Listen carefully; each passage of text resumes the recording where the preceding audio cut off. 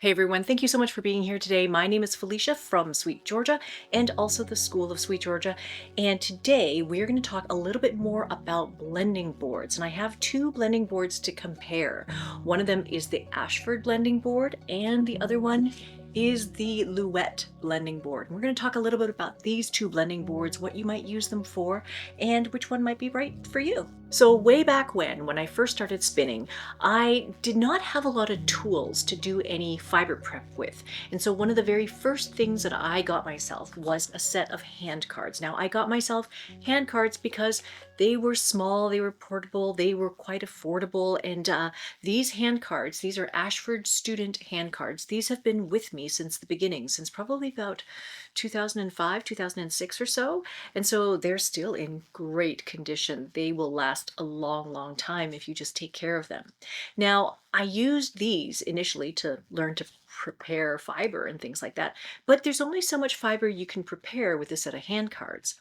So then I got very obsessed with the idea of processing a ton of fiber, and then I saved up all my money to buy a motorized electric drum carder. And so I got one of these from Patrick Green. I drove out to Chilliwack to meet Patrick Green himself and then get this amazing drum carder. I love this drum carder. But then I also kind of realized that I probably am not the type of person to process an entire fleece.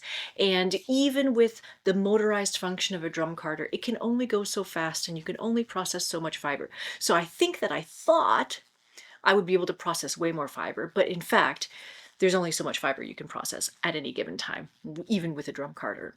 So I'm kind of in between all of these tools, something a little bit smaller, a little bit more compact versus a drum carder, which is a lot more fiber.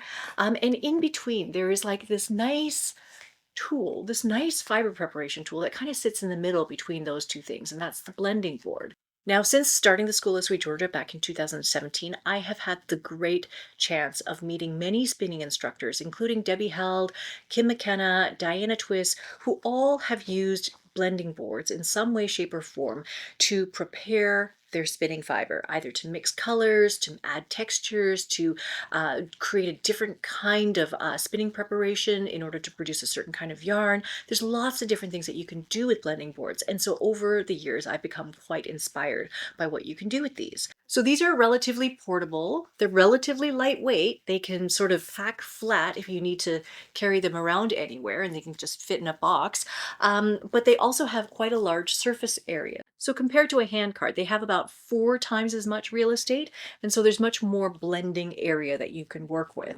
Now, Debbie Held has just written a book about blending boards and using blending boards, and she takes the perspective that a blending board can be like the one tool to rule them all. Like if you have a blending board, you don't need anything else. And so her book comes out in the spring, but if you're interested, we are doing a pre-order for Debbie Held's book at SweetGeorgia. So you can go to our shop site and you'll find the link below somewhere, and you'll be able to find the pre-order for her book, which comes out in the springtime. So the two blending boards that we have here are very, very similar, but I'm just going to show you what comes with each blending board, basically what's inside the box. So the first one is the Ashford blending board. It is made out of plywood. It does come all lacquered and all finished. It has a 12 by 12 inch sort of workspace here. The carding cloth is 12 by 12 inches, or that's 30 by 30 centimeters. You can see on the back here, there's 3 holes here where you can basically screw in this keel, or it's a kind of stand. You could have it fit this way, or you could have it sit this way, depending on how you want to set up your blending board. Some people like to have it set up this way, and then you can have it sit on your legs and then hold the stand in between your legs to kind of give it some stability. So that's one way of doing it, or you can set it up at an angle on the table, and there's like a little screw where you can screw this into the back. So that's basically the Ashford blending board, the stand that comes with it. And then also inside the box is a blending brush. So this is the brush that comes with the Ashford blending board. So it's a metal one, it has metal tines, and so that one is helpful for sort of pushing some fiber along. We have been using it to kind of like lift some of the fiber off, kind of like to help remove the fiber from the blending board. It can also be used to clean the blending board. So this is a really, really helpful brush here. And then the blending board comes with 2 dowels. So the dowels that come from Ashford are already lacquered, so they're nice and smooth. It's easy to pull the rolags off of these as well. So this is very, very helpful for removing the fiber from the blending board. Now the carding cloth on the Ashford is 108 tines per inch or teeth per inch. And so this is going to be different from the Loüet board. So let's take a quick look at the Loüet blending board. Again, this is made out of plywood as well. This one feels a little bit heavier. I haven't weighed them, but this one does feel a little bit heavier than the Ashford one. But at the same time, the carding cloth is exactly the same size. This is again 12 by 12 inches or 30 by 30 centimeters. This carding cloth happens to be 72 DPI or 72 TPI, 72 tines per inch or teeth per inch. So it's a little bit of a coarser cloth than the Ashford blending board. Again, same as the Ashford one, this one also has three screw holes on the back where you could attach the stand. So this is the keel, which you can have set up this way to set it up at an angle on the table, or again, you could also set it up this way so you could put it in between your legs if you wanted to rest it and work from your lap. So that's another way to do it. So you might notice that the back side of the blending board from Ashford is perfectly flat. There's no extra little stands or bits or anything like that. The Loüet one actually comes with these little rubber feet. So there's a little rubber foot in each of the corners. And so the rubber feet kind of help prevent the board from sliding around. But with both of the boards that I've been using a clamp to clamp it to the table, because even with the rubber feet, they still do slide around a little bit. So it's nice to have something to clamp it down to the table with. So that's the keel. That's the blending board. Now the brush that comes with the Loüet blending board looks like this. Looks like it's a bristle brush. So it's really, really different than obviously the Ashford brush. So two different brushes that come in these two sets. Again, we've kind of been using them interchangeably because we have the two sets, but if you only had one kit, either one of these brushes will work. You just get used to using them in all different ways. Finally, the last thing is that Loüet also sends dowels to go with their blending board. Now, the Loüet dowels are a tiny bit shorter. So they're just probably less than an inch, about 3/4 of an inch shorter than the Ashford ones. And they are a tiny bit thinner in diameter. So they will produce slightly thinner rolags if you're using these ones versus these ones, but just ever so slightly thinner. The other thing is that the Loüet dowels do not feel like they are lacquered at all. They're not finished. They're smooth and they're great. They're smooth, but they're not slick, whereas the Ashford ones do have like a little bit of a coating on them. I kind of feel like maybe the Ashford ones are a little bit more used because we've had it for a number of years. So maybe that's also it's smoother because of use, possibly. So in any case, these are the dowels that come with each of the blending boards. But they're very, very straightforward. You have a blending board, you have a stand, you have some kind of a brush, and you have a set of dowels. That's it.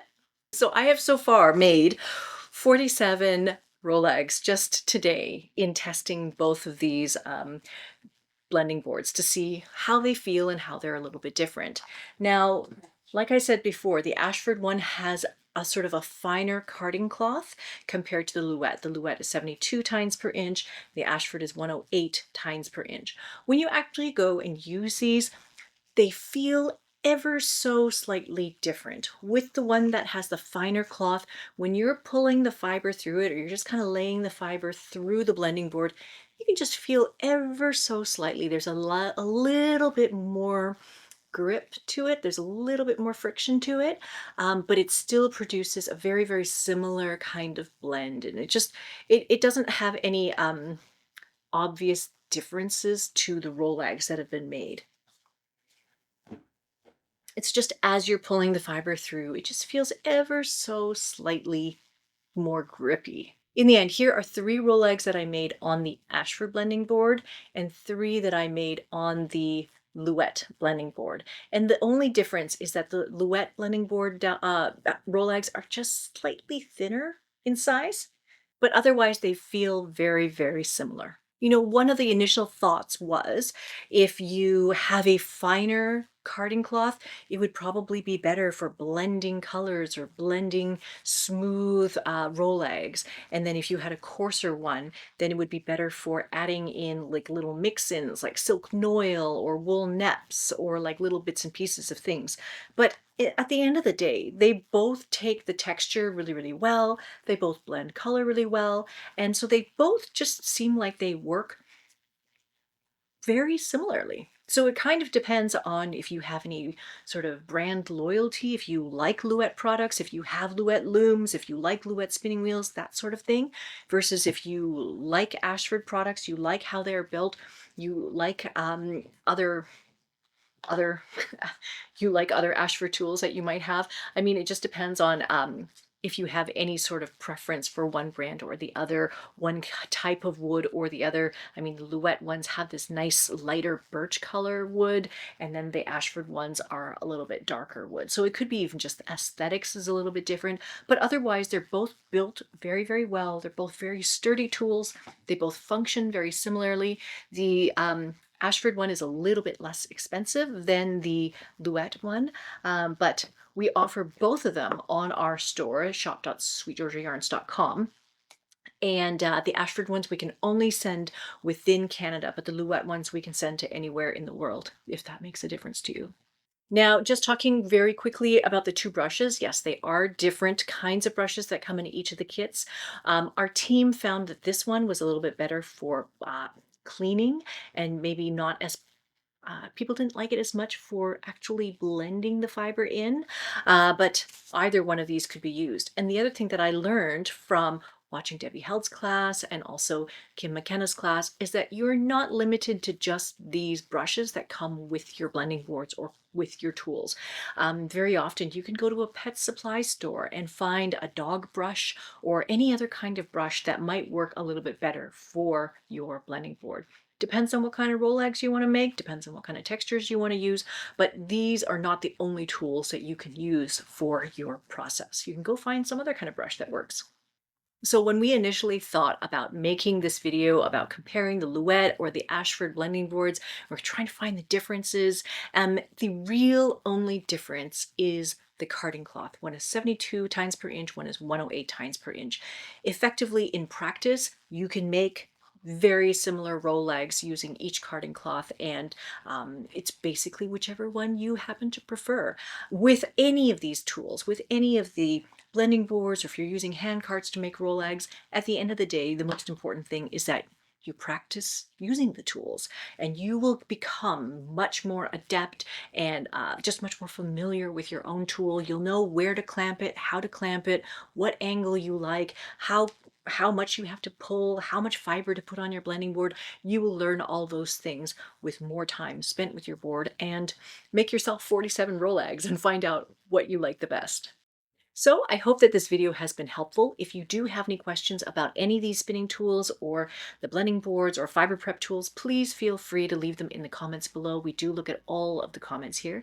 And if you want to learn more about blending boards or how to use these tools, how to spin from scratch, how to work with fiber, you can definitely join us on the School of Sweet Georgia, schoolofsweetgeorgia.com. We have a lot of spinning classes, and we look a lot at these blending boards and things like that as well.